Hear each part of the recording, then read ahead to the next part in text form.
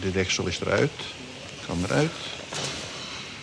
En hier hebben we dus een gedeelte van de grassilage die het dier zojuist gegeten heeft. When I saw this, for me, that was the very limit. Animal diseases, animal suffering, animals that were no longer treated as living beings. I had seen it all. And I thought, no, not in my name. I want no part in this anymore. En zo kan het dekseltje er weer op. In the factory farming industry, animals are adapted to the food that we choose to give them and to the massive stalls in which they are forced to live. They are mutilated, they are given antibiotics to stop them getting sick. Pigs are now sometimes even given anti-stress pills to help them cope with their unnatural living conditions. Yet the fact that it turns out that livestock makes an enormous contribution to greenhouse gas emissions by belching, farting and defecating doesn't necessarily mean that we'll start keeping fewer cows, pigs and chickens. No, the industry will simply dream up something new. Would you believe it? They now even make fist-sized pills to stop cows from farting so much. But you know, consumer resistance against factory farming is steadily growing due to the increasing awareness of animal suffering that it entails. And sometimes you come across people from an entire different background who surprise you. It was in America that I met a man who is known as the Mad Cowboy. He was a factory farmer who got out of the livestock industry and went vegetarian around the time of the mad cow disease crisis in Europe.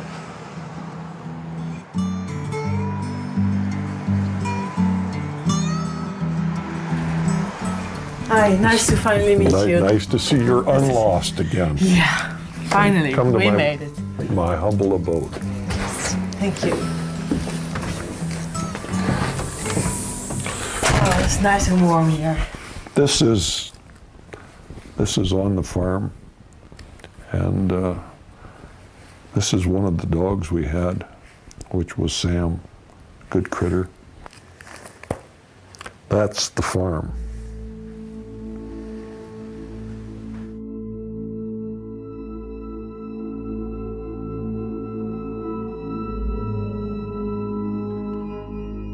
I'm a fourth-generation farmer, rancher, feedlot operator from Montana. At one time, I had 7,000 head of cattle, 12,000 acres of crop, and 30 employees. I spent 45 years of my life in production agriculture. Not something I learned from a book. I learned it by doing it. I was a factory farmer, the worst of all. Not a family farmer, but a factory farmer. Never met a chemical I didn't like. We'd actually grind up animals and feed them back to our animals. Had all of the bad habits. What are you doing here? Branding. Oh. See there? I've branded hundreds of thousands of animals. It's still allowed? It's still allowed in America? Absolutely. 1979, I ended up paralyzed from the waist down. Doctor told me I had a tumor on my spinal cord. He said, if that tumor's on the inside of the cord, you have less than 1 chance in a million you will ever walk again.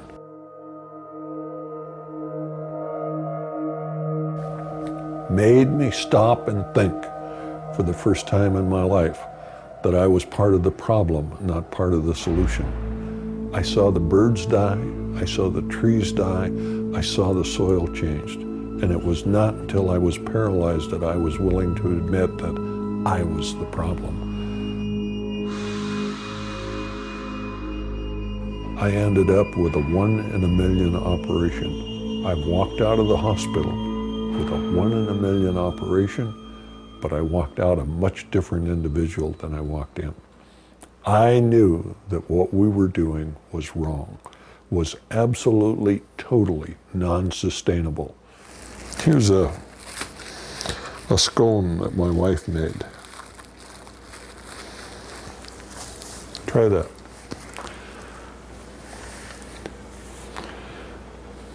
Vegan.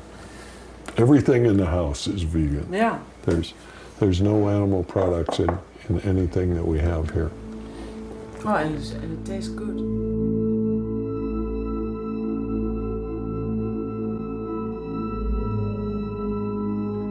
Everybody thought the same way.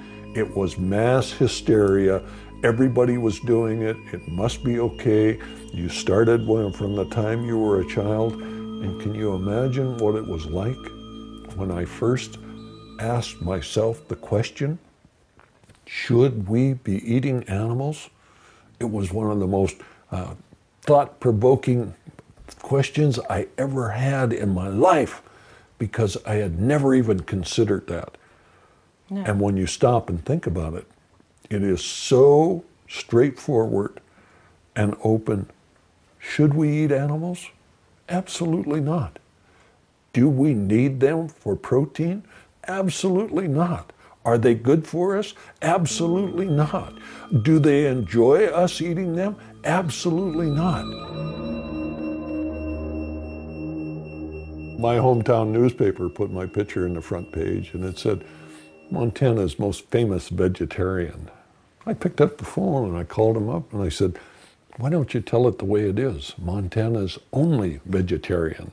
And they said, no, we have one of you kind of guys here at the paper, so we know there are two. But people don't want to believe that somebody that from the inside of the industry, that when you look at it, the one thing when I debate the issue with somebody from the industry, their common defense is, oh, well, you don't understand. I spent 45 years of my life there. There's nothing that they have done that I haven't done more of it. I've milked more cows, I've slopped more pigs, I've fed more animals, and when they tell me I don't understand, I understand. And what I understand is what we're doing is wrong. It's non-sustainable. It's not good for us. It's not good for the animals. It's not good for the planet. The sooner we stop what we are doing, the better we'll all be.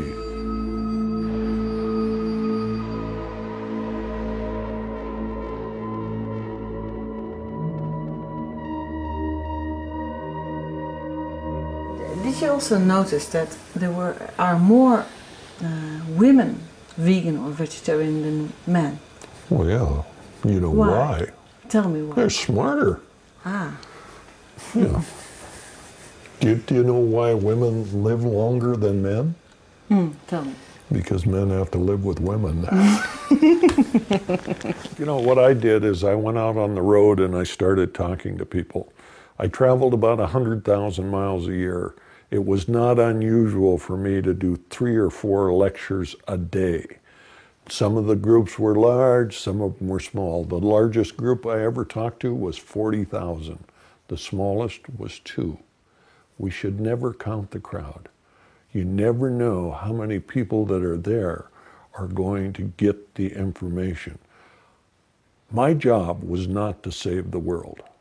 My job was to do everything that I could do so people would make better choices. And I've done that now for over 20 years. And I think that when I had the opportunity, I was able to change the way a lot of people thought. Was it going to be enough? I don't know. But I did what I could. Do you think there are more vegetarians now? Nowadays? Oh, sure. My hometown actually had a vegan restaurant.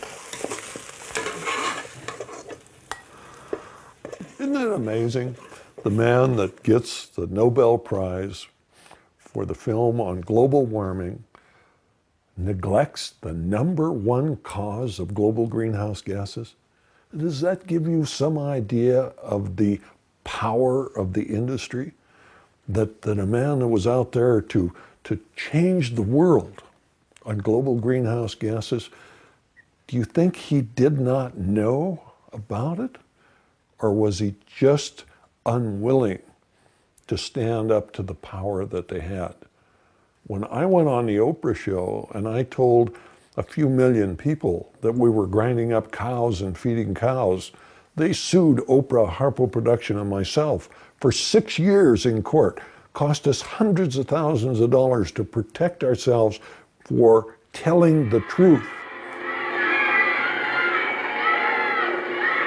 My reaction is that free speech not only lives, it rots. Maybe Al Gore was worried about the power of the industry, or maybe he was self-serving because he actually raises cattle himself. And if you look at Al since he left office, there is no doubt in my mind that he's eating well too many of them.